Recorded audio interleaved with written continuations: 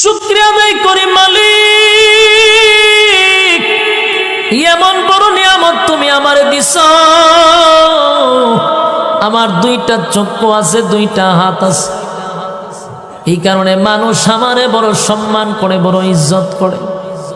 আমার হাত পা চক্ষু থাকার কারণে মানুষ আমার সঙ্গে বন্ধুত্ব করে।